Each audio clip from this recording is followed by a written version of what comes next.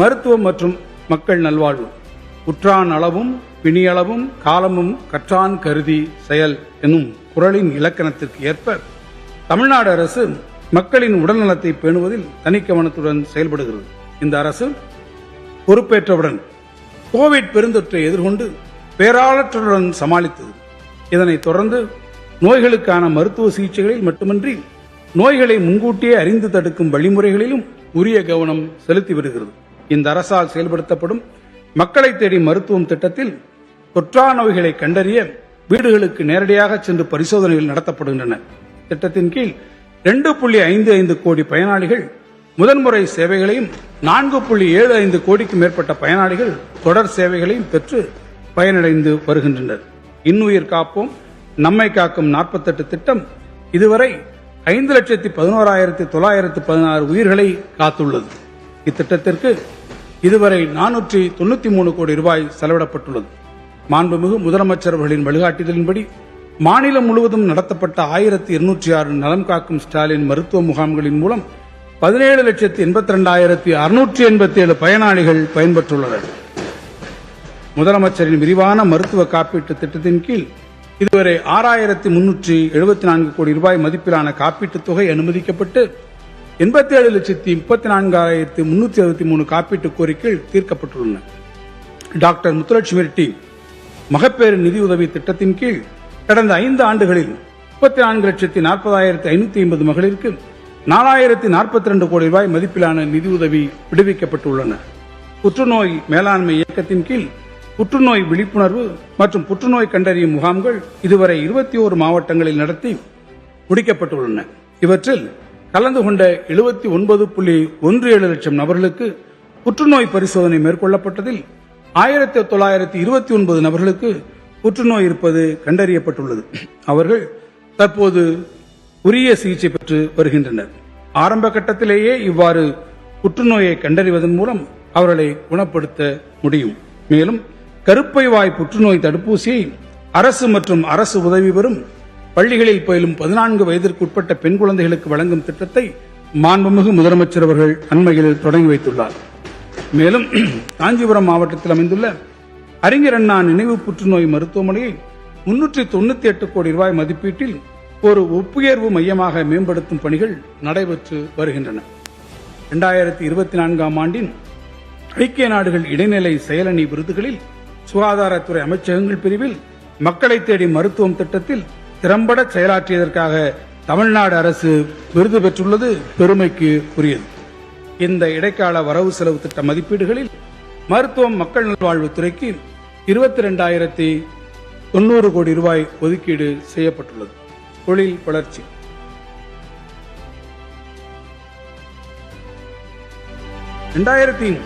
ஆண்டுக்குள் $1 டிரில்லியன் பொருளாதார வளர்ச்சி எனும் இலக்குடன் இயங்கும் தமிழ்நாடு அரசு உலக முதலீட்டாளர் மாநாடு டிஎன் ரைசிங் போன்ற முன்னெடுப்புகள் மூலம் மாநிலத்தின் அனைத்து பகுதிகளிலும் தொழில் முதலீடுகளை மிக பெரும் அளவில் ஈர்த்து வருகிறது.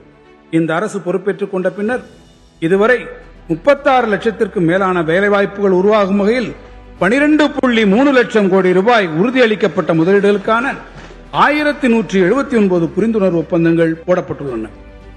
மாநிலம் முழுவதும் தொழில் வளர்ச்சி சமச்சீராக பரவும் வகையில் மாவட்டந்தோறும் தொழிற்பூங்காக்கள் அமைக்கப்படும் என்ற நோக்கோடு அரசு செயல்பட்டு வருகிறது. தமிழ்நாட்டில் 2021 ஆண்டு வரை 15 மாவட்டங்களில் 32,525 ஏக்கர் பரப்பளவில் 24 சிப்காட் தொழிற்பூங்காக்கள் செயல்பட்டு வந்த நிலையில் இவ்வரசு பொறுப்பேற்ற பின் மேலும் 12 புதிய மாவட்டங்களில் புதிய தொழிற்பூங்காக்கள் உருவாக்கப்பட்டு தற்போது 49,468 ஏக்கர் பரப்பளவில் 54 தொழிற்பூங்காக்கள் செயல்பட்டு வருகின்றன. மேலும் கூடுதலாக 28,392 ஏக்கர் நிலங்கள் கையகப்படுத்தப்படும் பணிகளும் நடைபெற்று வருகின்றன. தமிழ்நாடு அறிவுசார் நகரம் மற்றும் சென்னைக்கு அருகில் 2000 ஏக்கர் பரப்பளவில் உலகளாவிய நகரம் ஆகிய முன்னெடுப்புகள் மேற்கொள்ளப்பட்டுள்ளன. திருப்பெரும்புதூரில் 706 கோடி ரூபாய் மதிப்பீட்டில் 18,720 படுக்கை வசதிகள் கொண்ட இந்தியாவின் மிகப்பெரிய பணியாளர் விடுதி அமைக்கப்பட்டு உள்ளது. தமிழ்நாடு அரசு மேற்கொண்ட இத்தகைய முன்னோடி நடவடிக்கைகளின் காரணமாக தொழில் வளம் பெருகி 2024-25 ஆண்டில் தமிழ்நாடு 11.19% எனும் இரட்டை இலக்க பொருளாதார வளர்ச்சியை எட்டி நாட்டிலேயே முதலிடத்தில் உள்ளது. மேலும் மின்னணு பொருள்கள் ஏற்றுமதியில் 41.23% பங்களிப்புடன் இந்தியாவிலேயே முதன்மை மாநிலமாகவும் தமிழ்நாடு உள்ளது. திருச்சிராப்பள்ளி, மதுரை மற்றும் ஓசூர் ஆகிய இடங்களில் மொத்தம் 1070 கோடி ரூபாய் மதிப்பீட்டில் புதிய டைடல் பூங்காக்கள் நிறுவப்பட்டு வருகின்றன. மேலும் விழுப்புரம், தஞ்சாவூர், சேலம், தூத்துக்குடி, திருப்பூர், வேலூர் மற்றும் காரைக்குடி ஆகிய இடங்களில் டைடல் நியோ மினி தகவல் தொழில்நுட்ப பூங்காக்கள் திறக்கப்பட்டுள்ளன.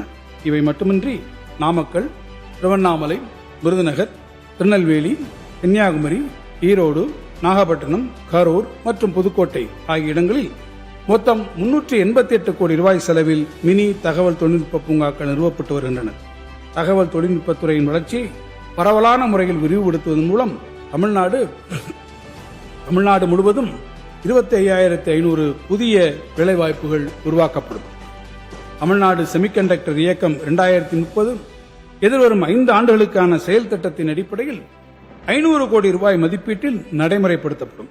மேலும் இந்திய தொழில்நுட்ப கழகம் சென்னை ஐஐடி மெட்ராஸ் உடன் இணைந்து சென்னை தரமணி பகுதியில் மேம்பட்ட செமிகண்டக்டர் தொழில்நுட்ப மையம் centre for advanced semiconductor technologies மற்றும் செமிகண்டக்டர் வடிவமைப்பு மற்றும் சோதனை கட்டமைப்பு மேம்பாட்டிற்கான திறன்மிகு மையம் சென்டர் ஆஃப் எக்ஸலன்ஸ் அமைக்கும் பணிகள் தற்போது நடைபெற்று வருகின்றன. கப்பல் கட்டுமானம் மற்றும் கப்பல் இயந்திர உற்பத்தி துறைகளில் முதலீடுகளை ஊக்குவிப்பதை நோக்கமாக கொண்ட தமிழ்நாடு கப்பல் கட்டும் கொள்கை விரைவில் வெளியிடப்படும் போது கப்பல் கட்டும் தொழிலில் ஒரு உலகளாவிய மையமாக தமிழ்நாடு உருவெடுக்கும். சிப்காட் நிறுவனம் பாபு சிதம்பரனார் துறைமுக ஆணையத்துடன் இணைந்து ஒரு சிறப்பு நோக்க நிறுவனம் ஸ்பெஷல் பர்பஸ் வெஹிக்கிள் மூலம் தூத்துக்குடியில் 5,200 கோடி ரூபாய் மதிப்பீட்டில் ஒரு புதிய கப்பல் கட்டும் தொகுப்பினை நிறுவி வருகிறது. கூடுதலாக ஒன்றிய அரசின் பொதுத்துறை நிறுவனங்கள் மற்றும் ஒரு உலகளாவிய முன்னணி கப்பல் கட்டும் நிறுவனம் உள்ளிட்ட முன்னணி கப்பல் கட்டும் நிறுவனங்களுடன் சுமார் 30,000 கோடி ரூபாய் மதிப்புள்ள உறுதியான முதலீட்டு பொறுப்பு உறுதியுடன் புரிந்துணர்வு ஒப்பந்தங்கள் மேற்கொள்ளப்பட்டுள்ளன. இந்த இடைக்கால வரவு செலவு திட்ட மதிப்பீடுகளில் தொழில், முதலீட்டு ஊக்குவிப்பு மற்றும் வர்த்தகத்துறைக்கு 4,882 கோடி ரூபாய் நிதி ஒதுக்கீடு செய்யப்பட்டுள்ளது. குறு சிறு மற்றும் நடுத்தர தொழில் நிறுவனங்கள் நாட்டிலேயே குறு சிறு மற்றும் நடுத்தர தொழில் நிறுவனங்கள் துறையில் தமிழ்நாடு முன்னணி மாநிலமாக திகழ்கிறது.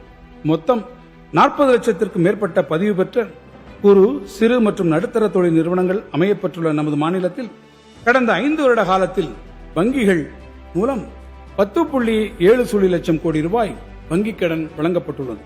மாநிலம் முழுவதும் உள்ள குறு, சிறு மற்றும் நடுத்தர தொழில் முனைவோர்கள் பயன்பெறும் வகையில் கடந்த 5 ஆண்டு காலத்தில் 18 புதிய தொழிற்பேட்டைகள் தமிழ்நாடு சிறு தொழில் முன்னேற்ற கழகத்தால் உருவாக்கப்பட்டு உள்ளன. இதன் மூலம் 3,735 புதிய வேலைவாய்ப்புகள் உருவாக்கப்பட்டுள்ளன. 25 வகையான கைவினை தொழில்களில் ஈடுபடும் கைவினைஞர்களுக்கு நிதி உதவி, திறன் பயிற்சி மற்றும் அவர்களின் வளர்ச்சிக்கு தேவையான அனைத்து வசதிகளும் வழங்கும் நோக்கில் துவக்கப்பட்ட கலைஞர் கைவினை திட்டத்தின் கீழ் இதுவரை 405 கோடி ரூபாய் கடன் உதவி மற்றும் 83 கோடி ரூபாய் மானியம் பெற்றுத்தர 23,879 விண்ணப்பங்களுக்கு ஒப்புதல் தரப்பட்டுள்ளது. கோயம்புத்தூர் மாவட்டத்தில் தங்க நகை பூங்காவின் முதற்கட்ட பணிகள் 81 கோடி ரூபாய் மதிப்பீட்டில் மேற்கொள்ளப்பட்டு வருகின்றன. குறு, சிறு மற்றும் நடுத்தர தொழில் நிறுவனங்கள் தங்களின் சேவைகளுக்கான தொகையினை விரைந்து பெறும் வகையில் தமிழ்நாடு வர்த்தக வரவுகள் தள்ளுபடி முறை TNPLEX எனும் திட்டம் தொடங்கப்பட்டு உள்ளது. இதுவரை இத்திட்டத்தின் கீழ் 5,171 கோடி ரூபாய் அளவிற்கு 1,461 தொழில் நிறுவனங்கள் பயனடைந்து உள்ளன. புத்தொழில் வளர்ச்சி. புத்தொழில் நிறுவனங்களின் வளர்ச்சியில் தமிழ்நாடு வியத்தகு பல சாதனைகளை புரிந்துள்ளது. கடந்த 5 ஆண்டுகளில் தமிழ்நாட்டில் பதிவு செய்யப்பட்ட புத்தொழில் நிறுவனங்களின் எண்ணிக்கை 5 மடங்கு உயர்ந்து 13,000 மிஞ்சி மேலும் உயர்ந்து வருகிறது. அண்மையில் கோயம்புத்தூரில் நடைபெற்ற உலக புத்தொழில் மாநாட்டில் உலகெங்கும் இருந்து 150க்கும் மேற்பட்ட முன்னணி நிறுவனங்கள் பங்கேற்று அம்மாநாடு மாபெரும் வெற்றி பெற்றது குறிப்பிடத்தக்கது. தமிழ்நாடு புத்தொழில் மற்றும் புத்தாக்க இயக்கத்தின் மூலமாக தமிழ்நாடு புத்தொழில் ஆதார நிதி, விண்வெளி தொழில்நுட்ப நிதி ஆகிய முக்கியமான முன்னெடுப்புகள் மேற்கொள்ளப்பட்டுள்ளன. இணை உருவாக்க நிதியம் ஃபண்ட் ஆஃப் ஃபண்ட்ஸ் ஏற்படுத்திட நடவடிக்கைகள் மேற்கொள்ளப்பட்டு வருகிறது. இந்த இடைக்கால வரவு செலவு திட்ட மதிப்பீடுகளில் குறு, சிறு மற்றும் நடுத்தர தொழில் நிறுவனங்கள் துறைக்கு 1943 கோடி ரூபாய் ஒதுக்கீடு செய்யப்பட்டுள்ளது. தகவல் தொழில்நுட்பத் துறையில் தமிழ்நாடு பரவலான வளர்ச்சி பெறுவதை நமது அரசு உறுதி செய்து வருகிறது.